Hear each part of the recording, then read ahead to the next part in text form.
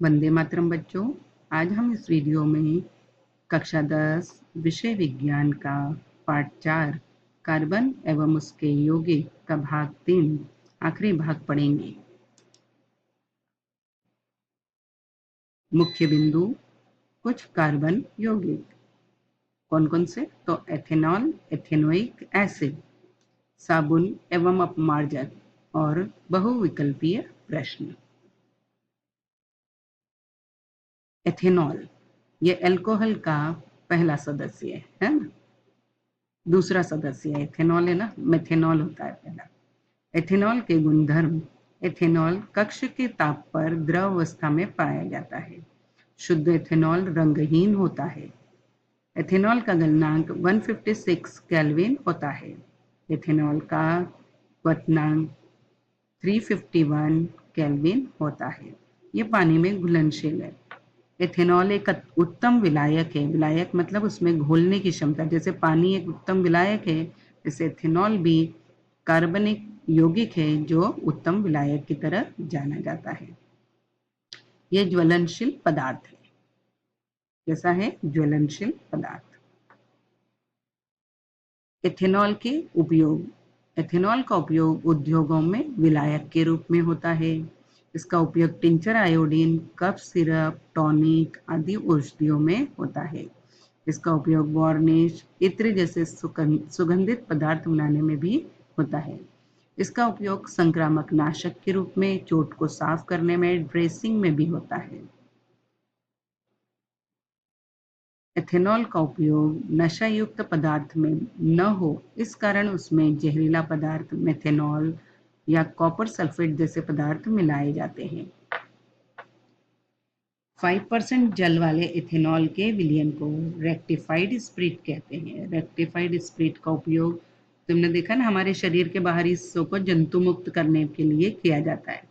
Injection लगवाने जाते हैं तो डॉक्टर पहले हमको एक रुई में कुछ केमिकल लगाता है ना, तो वो क्या होता है? रेक्टिफाइड स्पिरिट होता है। ठंडा ठंडा लगता है, अर्थात वो भाग क्या हो जाता है? जंतु मुक्त हो जाता है। 100% इथेनॉल को एब्सोल्यूट अल्कोहल कहते हैं। एथेनॉल के रासायनिक गुणधर्म। अल्कोहल की सोडियम के साथ अभिक्रिया। किससे क्रिया करवा रहे हैं हम? सोडियम। सोडियम क्या है? एक धातु है। तो जब अल्कोहल अर्थात एथेनॉल सोडियम से क्रिया करता है तो क्या बनता है? Sodium इथो oxide. इथो के बोला इथेन है, 2 कार्बन है ना, तो इथेन और ओ जुड़ गया इसलिए ऑक्साइड हो गया। और सोडियम तो नाम क्या हो गया इसका? Sodium ethoxide. तो अल्कोहल सोडियम से क्रिया करके क्या बनाता है? Sodium ethoxide. और कौन सी गैस मुक्त करता है? हाइड्रोजन गैस उत्पन्न करता है। असंतृप्त हाइड्रोकार्बन का निर्माण। 443 केल्विन तापमान पर इथेनॉल को सांद्र सल्फ्यूरिक अम्ल के साथ गर्म करने पर इथेनॉल का निर्जलीकरण होता है। निर्जलीकरण मतलब पानी के अणु निकल जाते हैं, होकर असंतृप्त हाइड्रोकार्बन बनता है। तो इथेनॉल को हम ऐसे भी लिख सकते हैं ना, CH3CH2OH। किसकी उपस्थिति? गर्म सांद्र सल्फ्यूरिक एसिड की उपस्थिति में। तो क्या बन गया? CH2 डबल बॉन्ड CH2 द्विबंध है, तो ये एल्कीन है। तो कितने कार्बन है? 1 और ये 2 है ना, इसलिए इसका नाम क्या हो गया? एथीन। क्या नाम हो गया? एथीन। और पानी का एक अणु निकला हुआ है, तो इसमें जो पानी का अंश था वो पूरी तरह से निकल गया, इसलिए इसको निर्जलीकरण कहते हैं। ठीक है।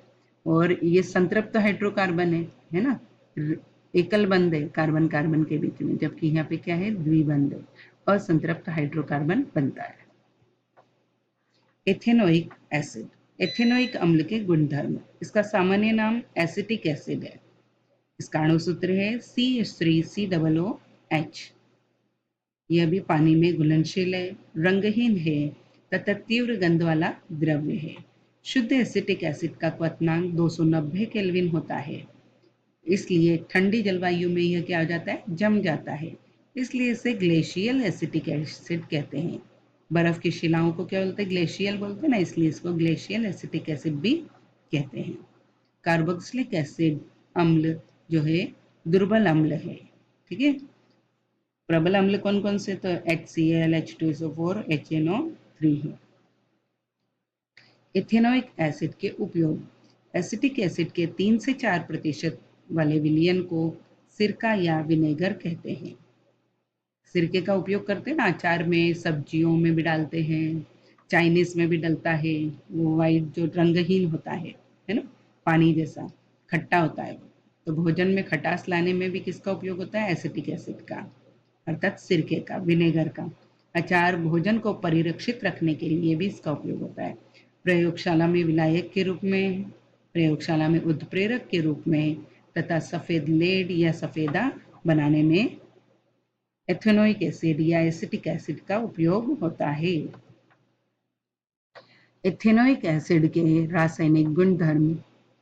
अल्कोहल के साथ अभिक्रिया। तो यह एसिड CH3COOH, कितने कार्बन है इसमें? 2 कार्बन है ना, तो इसको हम क्या बोलते हैं? एथेनोइक एसिड या एसिटिक एसिड, है ना। यह एसिटिक एसिड किससे क्रिया कर रहा है? ये एथेनॉल से। C2H5OH से क्रिया करता है किसकी उपस्थिति में? सांद्र सल्फ्यूरिक एसिड। और तापमान है, ये तापमान में परिवर्तन होता है तो ये चिन्ह लगाते हैं। तो क्या हो गया ये देखो यहाँ पे H2O निकालना है, तो H2 निकाल दिया, बाकी को जोड़ दिया, तो CH3COO C2H5, तो ये इथाइल है ना, 2 कार्बन है इसलिए इथेन बोलते हैं। तो इथाइल, और कितने कार्बन है यहाँ पे? 2, तो इसको बोलते हैं इथाइल एथोनेट या एस्टर कहते हैं। क्या कहते हैं? एस्टर। ये शब्द है ना, उसका सूत्र है। तो CH3COOC2H5 इथाइल एथोनेट या एस्टर कहते हैं, और पानी मुक्त होता है। अर्थात एसिड और एथेनॉल जब भी क्रिया करते हैं तो क्या बनाते हैं? एस्टर बनाते हैं। इस क्रिया को एस्टरीकरण अभिक्रिया कहते हैं। जब कार्बोक्सिलिक अम्ल और अल्कोहल क्रिया कर क्या बनाते हैं? एस्टर। इस क्रिया को एस्टरीकरण कहते हैं। सोडियम हाइड्रोक्साइड के साथ अभिक्रिया। तो एथेनोइक एसिड सोडियम हाइड्रोक्साइड के साथ अभिक्रिया कर सोडियम एसिटेट, लवण एवं पानी बनाता है ना। तो सोडियम एसिटेट क्या है? लवण है, और ये पानी, अर्थात ये एसिड है और ये बेस है। तो एसिड बेस जब भी क्रिया करते हैं तो क्या बनता है? लवण और पानी बनता है। तो CH3COOH ये एसिटिक एसिड हो गया। सोडियम हाइड्रोक्साइड NaOH मतलब सोडियम हाइड्रोक्साइड, क्रिया कर क्या बन गया? CH3COO Na। H की जगह क्या आ गया यहाँ पे? ये H की जगह Na आ गया, Na जुड़ गया, और H जो है वो OH से जुड़ गया तो पानी निकल गया। तो इस प्रकार ये क्रिया उदासीनीकरण की ही क्रिया है। एथेनोइक एसिड के रासायनिक गुणधर्म देखें। सोडियम कार्बोनेट और सोडियम बाइकार्बोनेट के साथ अभिक्रिया। सोडियम कार्बोनेट की एथेनोइक एसिड के साथ अभिक्रिया, तो ये एथेनोइक एसिड CH3COOH, तो क्या बन गया? किससे क्रिया कर रहा है? Na2CO3। सोडियम कार्बोनेट के साथ अभिक्रिया करता है तो वही हाइड्रोजन निकलेगा, और क्या बन गया? Sodium ethanoate. ठीक है, 2 कार्बन है, एथेनोएट, और सोडियम जुड़ गया, इसलिए क्या बन गया? ये सोडियम एथोनेट या एस्टर बनता है, और लवण बनता है, और ये H2O पानी और कार्बन डाइऑक्साइड गैस मुक्त होती है। इसी प्रकार इथेनोइक एसिड की सोडियम बाइकार्बोनेट के साथ जब अभिक्रिया होती है तो वही CH3COO Na बना है। पानी और कार्बन डाइऑक्साइड दोनों के उत्पाद समान है, परंतु यहाँ पे जो यौगिक लिए हमने सोडियम कार्बोनेट और सोडियम बाइकार्बोनेट लिए हैं। अब साबुन एवं अपमार्जक। अपमार्जक मतलब होता है डिटर्जेंट, है ना। तो साबुन फैटी एसिड के सोडियम या पोटेशियम लवण है। कपड़े धोने वाले जो साबुन होते हैं उसमें सोडियम लवण होता है, जबकि नहाने वाले साबुन में पोटेशियम लवण होता है। फैटी एसिड प्राणी जनित वसा एवं वनस्पति तेल है। ठीक है, हमारे जितने भी साबुन होते हैं उनमें तेल का ही उपयोग होता है। ऐसे इसमें हाइड्रोकार्बन के साथ COO Na क्रियाशील समूह होता है। साबुनीकरण वनस्पति तेल या प्राणी जनित वसा को सोडियम हाइड्रोक्साइड के विलयन के साथ गर्म कर फैटी एसिड के सोडियम लवण और ग्लिसरॉल बनता है। तो ये जो फैटी एसिड के सोडियम लवण है अर्थात वो क्या बन गया, साबुन। तो साबुन बनाने की इस क्रिया को क्या बोलते हैं, साबुनीकरण या सोपोनिफिकेशन कहते हैं।